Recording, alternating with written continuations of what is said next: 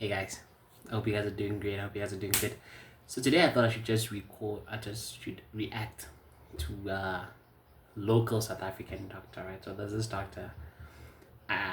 She's one of the first few doctors I saw on YouTube, right? And I'm at her channel right now, and I'm seeing certain interesting things. I might react to a couple of her videos, right?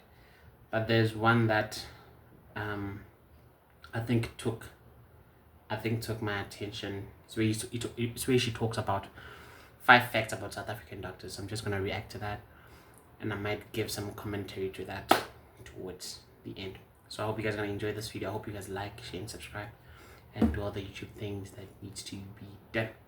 Thank you very much. Hi guys, I'm Dr. Anne, and today I'll be telling you 5 facts about being a doctor or doctoring in South Africa. Yeah, let's get to it. Number 1, the 6 years goes by so quickly. I remember when I found out the degree is actually 6 years, because initially back in the day, it used to be 7 years to actually study, to be a doctor.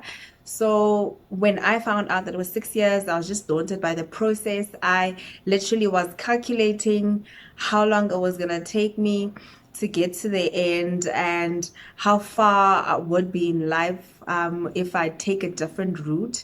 And I was just thinking that actually by the time I'm done studying, I'd be 24, and so much of life would have happened and things like that. And it does happen because you find that your counterparts or friends that do things like accounting and engineering and other things, they finish at the age of 21, 22, and they start working. So you find that their lives tend to progress a bit faster than while you basically, it feels like you're studying for a long time, but I promise you it is worth it. There's job security that comes with it, so it is worth it. Some people, even though they do 3-year degrees or courses or whatnot, they end up wasting time having to look for a job, whereas most people who are in the healthcare sector won't struggle to get a job.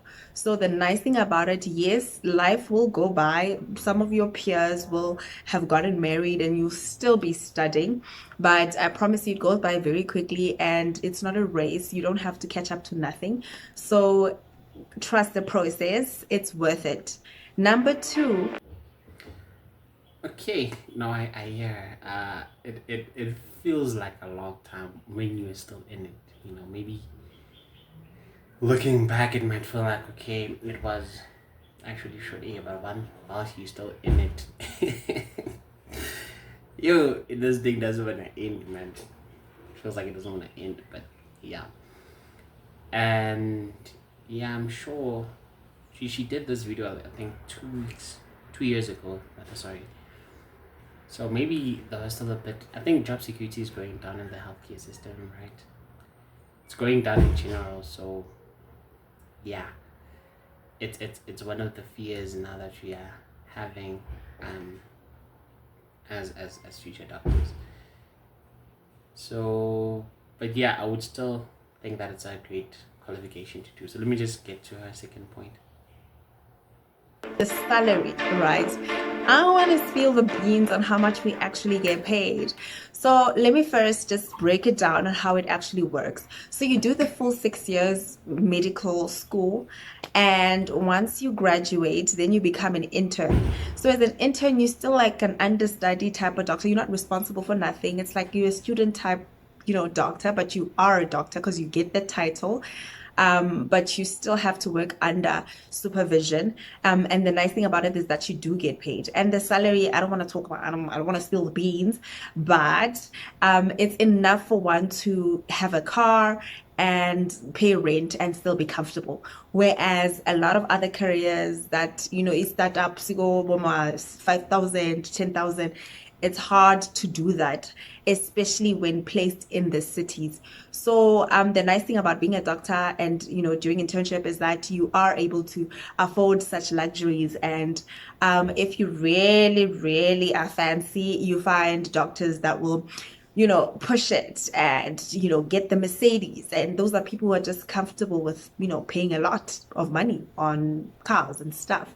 I know an intern who had a Mustang, not a Mazda, a Mustang. And I was just like, damn, y'all, what am I doing with my life? It's interesting now that I've befriended a lot of senior students. It's interesting that when we started medicine, we were looking at the big cars. But now, because of job security issues, mostly because of that, plus car prices, man, are getting crazier and crazier by the day. I was laughing at the J's because now you're looking at cars you never thought you'd be buying, right? But yeah, anyway, so we are headed for very interesting. I always say this: we're headed for very, very interesting times. So basically, you do find interns who will push themselves to that limit, because the thing is that the banks also are very, how do I put it? Like, they like putting people in debt, and they like putting doctors in debt by offering us so much more than what we can necessarily afford, based on the fact that there's, job security that's linked with the career. So they know that you'll always be working. And as long as you're working, then you can pay off debt, honey. And then there's community service. And during ComServe, you are a more, experienced type doctor and can do more things. And then after then, but you're still basically linked to the system. You still have to submit things to the HPCSA or the board of doctors to show that you're doing certain things or you're still working and whatnot. Thereafter, then you are a qualified medical professional. You can do whatever. You can go into private, you can do whatever, you can open a GP practice, you can literally, the world is your oyster. So that's the nice thing about it. So the nice thing about the career as a whole is financial liberty, financial liberation, security, job security. And the nice thing is that most people, you can make as much money as you want. That's the nice thing about this career. Unlike other careers, the ones I mentioned, that where you start out low and grow. With us, you start out not high, but you start out average. So the salary sort of plateaus. Hence why some doctors will go into private and open practices. You work like a dog. So you can make as much money as you want as long as you work yourself to the bone. So I don't know. It's your choice, I guess. With other careers, you don't have to put in so much effort. So number 3, nice thing or facts, is that we don't go to interviews. Like, I'm embarrassed thinking about it, that I've never been I've never been or had an interview in my whole entire life. Like I don't even know how to write a CV. Like, the last time I learned how to do a CV was in matric or like high school, where they teach you how to do the name, surname, diploma. And apparently CVs aren't done like that anyways, according to my sister. But yeah, so you might end up like having to not go to an interview your whole entire life. So especially if you do cross transfers. So initially, when you get your job internship, it's placement. So they'll give you a list of hospitals you pick. And after picking, you get placed. They tell you where to go. And that happens during internship, that happens during ComServe as well. And then it can also happen post ComServe, that they give you a list, especially if you're a bursary holder. With us, they gave us a list of like places to go, and you had to like pick your own place. So we never had to go. I never had to go to an interview. So if I end up having to, let's say I want to go to another hospital, instead of like doing the whole interview shenanigans, I can literally cross transfer, and I might not even, need to do the interview. Especially if you end up going into private. The 4th fact about doctors that people don't know, or might know or not have an idea of, is the long hours. So basically, we have an 8 to 4 every day. And then on top of the 8 to 4, we have to do 80 hours, which is basically mandatory. Like, hence why a lot of our salary comes from overtime. Like, a third of your salary is overtime, 2/3 are your basic salary. Hence why you'd find that we earn the same amount of money as people, like the people that I mentioned before, like engineers, whatever, people who start out low. And the only difference is that most of our money is made from overtime. So that sort of gives us the edge, hence why the salary will slightly be higher than counterparts. It's because of overtime. And in rural areas where there's not a lot of doctors, like where I currently work, you can end up doing way more hours than the 80-hour overtime and get paid for it. So that's called the extra overtime. So you just do like 160, 200 hours and get way, way, way more money for it. And the nice thing about it is that because it's like in small rural settings, it's not a lot of workload. So you can get away with doing so many hours without like burning out. But literally, guys, the hours sometimes they are not worth it. The money, like any job that wakes you up in the middle of the night, a part of me feels that it's not worth it. Like, I personally don't see myself waking up at 2 a.m. or walking up and down at 2 a.m. at the age of 50. Like, Lord, like, hey, it's hard. Like, it's not fun at all. Like, even when you enjoy the money, like, you're exhausted. So, really, so the long hours are that, but they're not bad. They're not bad if you actually just stick to the 80. You find that it's just 4 calls. So, it's not that bad unless you like things, then, yeah. Or you also doing extra hours in private and nan. So then if you're doing all of that, then girl, like, you gonna work, like, you're gonna be exhausted and you're gonna be tired, but you're probably gonna have money in the bank. Number 5 is that it's actually a business. It's one of those careers that are nice in that you can make as much money out of it as you want, as long as you're willing to put in the work. So some people will work both in private and public, and put in the hours so that they're able to live the lives that they think they deserve. That you make as much money as you want, because basically your career becomes your business. Some people branch out into and help out in private, or will have a private and also be working in public. So it's a business in that sense.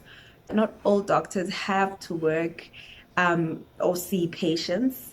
There's non-clinical side of medicine, and that's also working in corporate, for pharmaceutical companies, medical, whatever companies. You can be an assessor. There's just so much more that can be done outside of seeing patients. Because I know some people are not really for the fact, like, working in hospital, like grinding like that. So that's also another thing that people end up doing, is branching out into the non-clinical side or laboratory type side, where they don't have patient like type interactions. The only disadvantage to that is that you're sort of limited, whereas when you are sort of a free bird working in clinical, there's so much opportunities and chances for one to make money elsewhere. So yeah, I hope you found these facts interesting. If you have any questions, write them down below and I'll be sure to answer them and reply to literally all of them. Yeah, so if you enjoyed the video, just make sure to like, comment, subscribe, and I will be dropping more videos soon. So thanks for watching. Bye. Right. So like I said, man, shout out to Dr. Anne, right? So this was the very first doctor in the South African context who made, or that I was exposed to, who started sharing more about how being a doctor is in South Africa. So shout out to her, man. Shout out to her for releasing. So she has a lot of videos, man. She has a lot of videos. Because I'm saying, the more I look at her channel, it's the more I want to react to more videos. But for now, that's where I want to cut it. The second thing that she spoke about here that I have been thinking about, especially given the fact that there is actually a problem of unemployed doctors in the country, is the business side of medicine. So I think that's another part that I'd like to explore, right? What are the options and things like that. So I think that if we can get a variety of choices to choose from after internship or ComServe, if we're still gonna have ComServe going forward, what would the options be, right? And maybe going into the profession and knowing more about that. But I'll talk about that as time goes by. So for now, I hope you enjoyed this video. Thank you for watching.